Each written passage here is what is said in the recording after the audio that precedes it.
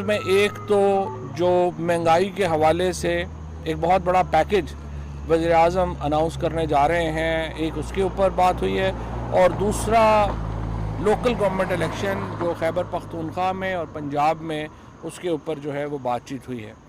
जो पैकेज इस वक्त इंशाल्लाह ताला हम ला रहे हैं और वज़ीर-ए-आज़म अगले 1-2 दिनों में उसको अनाउंस करेंगे। उसके नतीजे में जो हमारी 1 करोड़ से ज़्यादा, उसकी तफसीलात बाद में बताऊंगा, लेकिन 1 करोड़ से ज़्यादा जो आबादी है उसको बराह रास्त रिलीफ दिया जाएगा इस महंगाई के ज़मन में। उसके अलावा इसके ऊपर बड़ी हमें तशवीश है, आलमी मार्केट में तेल की कीमतें मुसलसल बढ़ रही हैं और ज़ाहिर है तेल की कीमतों में इजाफे को रोका गया है, लेकिन ये कितनी हद तक रोका जा सकता है वो एक बहुत कंसर्निंग चीज़ है। ज़ाहिर है उसके ऊपर हमें बड़ी फ़िक्र है कि किस तरीके से हम ये जो तवानाई का बहरान पैदा हुआ है इसको कैसे हम जो है वो उसके से नबरदाज़मा हों। पंजाब में इंतखाबात, जो लोकल गवर्नमेंट के इंतखाबात हैं, वो बराह रास्त इंतखाबात होंगे। वज़ीर-ए-आज़म ने और कोर कमेटी ने आज ये फ़ैसला किया है।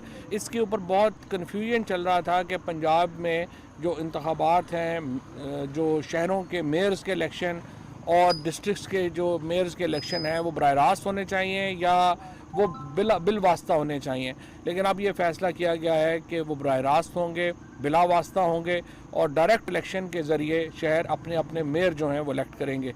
ये वो वादा था जो वज़ीर-ए-आज़म ने तहरीक इंसाफ में पहले दिन से हमने ये वादा किया था और एक डायरेक्ट डेमोक्रेसी का वादा किया था और अब इंशाअल्लाह ताला ये जो तैयारी है आखिरी मराहिल में है और इस तरफ पूरी पार्टी को प्राइम मिनिस्टर ने हदायत की है, ख़ुसूसन पंजाब में, कि वो मुतहरिक हों और इजला के अंदर जो कैंडिडेट्स हैं उनकी नॉमिनेशंस के फ़ैसलों का प्रोसेस जो है हम शुरू कर रहे हैं और इसी तरीके से जो खैबर पख्तूनख्वा का जो बल्दियाती इलेक्शन है, मुकामी हुकूमतों का इलेक्शन है, उसके ऊपर जिस तरीके से आपने देख रहे हैं कि आजकल वहाँ पे चीफ़ मिनिस्टर साहब और बाकी जो तमाम लोग हैं वो अपनी कैंपेन चला रहे हैं, तो ये 2 बुनियादी नुकात थे जिसके ऊपर आज कोर कमेटी का इजलास हुआ। और तीसरी और अहम जो बात थी वो इलेक्शन कमीशन का रवैया था और इलेक्शन कमीशन के मामले के ऊपर दोबारा हमने अपना जो है वो सर जोड़ा है और हम समझते हैं कि जिस तरह से आज़म सवाती साहब के ऊपर और मेरे ऊपर जिस किस्म का show cause notice election commission ने दिया है वो ज़्यादती पर मबनी है और हम समझते हैं उसको फ़ौरन विड्रॉ करना चाहिए। इसके ऊपर भी बातचीत जो है वो इसमें हुई है। अच्छा, एक सेकंड, मैं एक चीज़ ज़रा कंट्रीब्यूट कर दूं कि पूरी कोर कमेटी ने इस चीज़ पे बड़ा तशवीश का इजहार किया जिस तरीके से आज़म सवाती साहब को उनके उस नोटिस को हैंडल किया गया और फवाद चौधरी साहब को। तो पाकिस्तान तहरीक इंसाफ की जो पूरी कोर कमेटी थी इंक्लूडिंग प्राइम मिनिस्टर साहब, उनका बड़ा तशवीश था कि जमहूरी मुल्कों में ये जमहूरी रवैये नहीं है कि बात करने की भी आज़ादी ना दी जाए। जमहूरियत में जैसे आप भी बात करने की आज़ादी मांगते हैं तो चौधरी साहब ने या आज़म सवाती साहब ने भी बात की आज़ादी ली थी। इसके साथ साथ जैसे चौधरी साहब ने बताया कि इंशाल्लाह परसों मोस्ट प्रोबेबली टेंटेटिवली या एक आध दिन आगे पीछे प्राइम मिनिस्टर साहब प्रोग्राम रखते हैं कि वो कौम को एक तो पूरी इकनॉमिक सिचुएशन पे एतमाद में लेंगे और उसके साथ साथ जो पैकेज वो लेके आ रहे हैं उस पर बात करेंगे।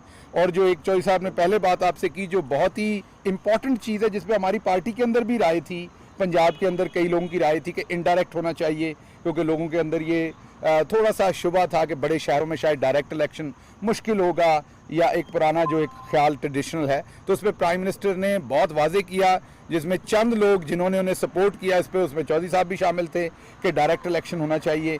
तो प्राइम मिनिस्टर ने बड़ा वाजे उसमें एक पॉइंट ऑफ व्यू जो वो हमेशा से देते हैं, आज दोबारा उन्होंने बड़ा वाजे दिया कि इलेक्शन हर सूरत डायरेक्ट होगा। बड़े शहरों में जो मेयर सेलेक्ट होंगे वो जैसे लंदन का मेयर होता है वो बाइख्तियार मेयर होगा और वो भले किसी पार्टी से भी हो लेकिन वो बाइख्तियार मेयर होगा ताकि डेवोल्यूशन ऑफ पावर हो। बहुत शुक्रिया जी। साहब, ये टीएलपी वाले मामले पे क्या गुफ्तगू हुई है, क्योंकि कहा जा रहा है कि कलदम का जो उसका स्टेटस है वो वापस लिया जा रहा है, जो 13 एक खुफिया मामला है। जो इस मामले के ऊपर बातचीत जो है वो भी नहीं हो रही है और अभी जिस तरह से शाह महमूद कुरैशी साहब ने कल अनाउंस किया था वो वक्त आने के ऊपर वही बताएंगे कि क्या फवाद साहब ये दोनों चीज़ें एक साथ हैं टीएलपी के हवाले से टीएलपी का बता दिया, उस पर बात नहीं कर रहे। कोई और चीज, कोई और चीज को और सवाल, ये आर्मी चीफ ने कोई और चीज। सर ये आर्मी का बता दें 133 हल्के का सवाल है जी। हाँ, पंजाब हुकूमत की दरख्वास्त पर इजलास बुलाया हुआ है, तो क्या आज कोर कमेटी में उस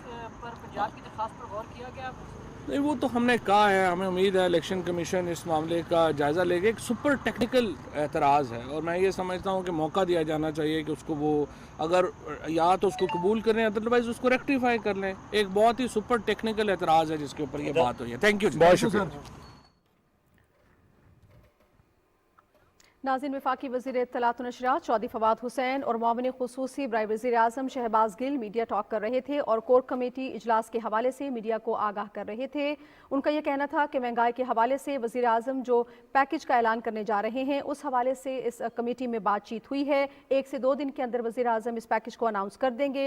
इससे एक बड़ी आबादी को फ़ायदा होगा। वो लोग जो इस महंगाई की वजह से परेशान हैं उनको ये बहुत बड़ा रिलीफ फराहम करेगा।